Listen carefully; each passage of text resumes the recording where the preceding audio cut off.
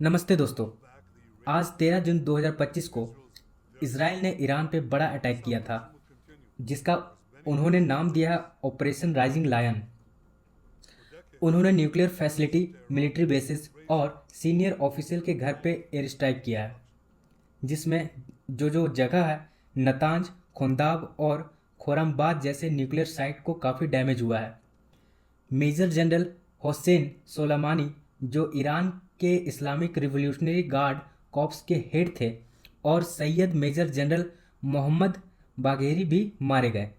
साथ में nuclear scientist Fereydoun Abbasi Davani और मोहम्मद मेहदी तेहरानची भी शामिल थे। ईरानियन मीडिया के मुताबिक 78 लोग मारे गए और 350 लोग जख्मी हुए हैं। तेहरान, तबरीज और सिराज में मिलिट्री बेसेस और न्यूक्लियर साइट और रेसिडेंशियल एरिया पे अटैक हुआ है। इसराइल का कहना है कि ईरान के न्यूक्लियर प्रोग्राम को रोकने के लिए ये ज़रूरी था, जो पीएम बेंजामिन नेतन्याहू ने क्लियर और प्रेजेंट डेंजर बोला है, क्योंकि ईरान 60% प्योरिटी तक यूरेनियम इनरिच कर रहा था, जो वेपन्स ग्रेड के करीब है। ईरान ने जवाबी कार्रवाई में कई मिसाइल्स और ड्रोन अटैक किए हैं इसराइल पे, पर वो उतने कारगर साबित नहीं हुए। उन्हें वो इसराइल डिटेक्ट कर दिया और उसे नष्ट कर दिया है। अभी अब जानते हैं कि दुनिया का इसमें क्या रिएक्शन है। सबसे पहले अमेरिका की बात करें तो, जो कह सकते हैं बहुत बड़ा माइंड गेम है अमेरिका का यहाँ पे। सबसे पहले प्रेसिडेंट डोनाल्ड ट्रंप ने कहा यूएस का कोई मिलिट्री इन्वॉल्वमेंट नहीं है। लेकिन दोस्तों, आप सबको मालूम है कि इसराइल कभी भी अगर अटैक करेगा ईरान पे, तो बिना यूएस के अपर हैंड या फिर कहे तो उसका जब तक वो सपोर्ट ना रहे, छत्र छाया अगर यूएसए का ईरान इसराइल के ऊपर ना रहे, तब तक इसराइल इतनी बड़ी अटैक करने की सोचेगा भी नहीं। तो ये कह सकते हैं कि अंडर द टेबल अमेरिका और इसराइल की मतलब अच्छे से जुगलबंदी चल रही है यहाँ पे। तो इसलिए इसराइल ये अटैक कर पाया है।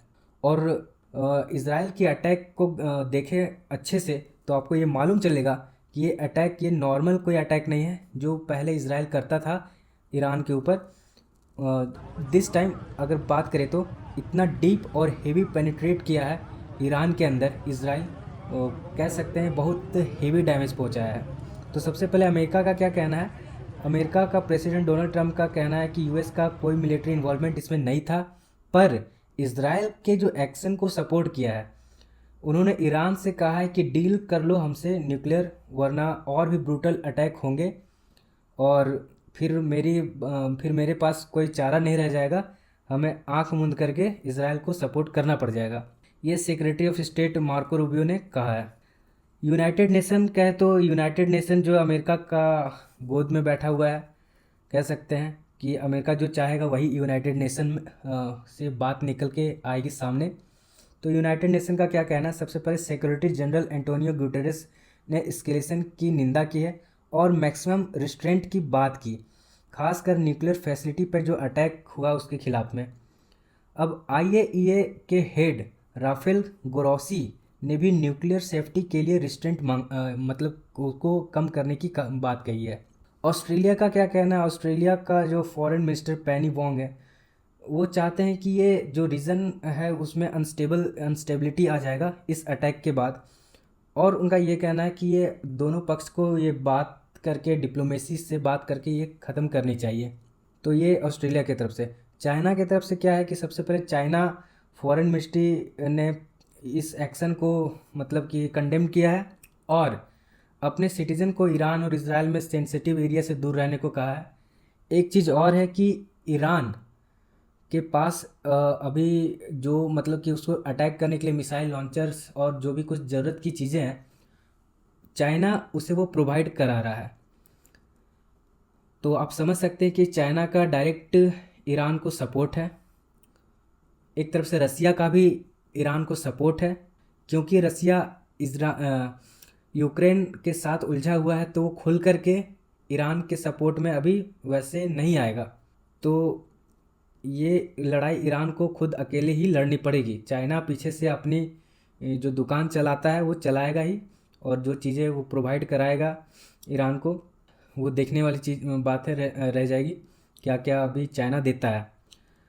ओमान का अगर बात करें तो Oman US Iran nuclear talk को मीडिएटर कर रहा था, और ओमान ने इसराइल के एक्शन को रेकलेस एस्केलेशन और इंटरनेशनल लॉ के खिलाफ बोला है।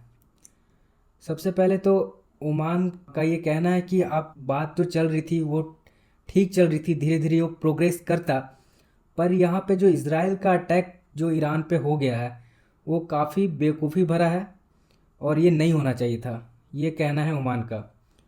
टर्की का क्या कहना है? टर्की सबसे पहले अंकारा ने स्ट्राइक को इंटरनेशनल लॉ का वायलेशन कहा, इसराइल पे डिप्लोमेसी अवॉइड करने के इल्ज़ाम लगाया है।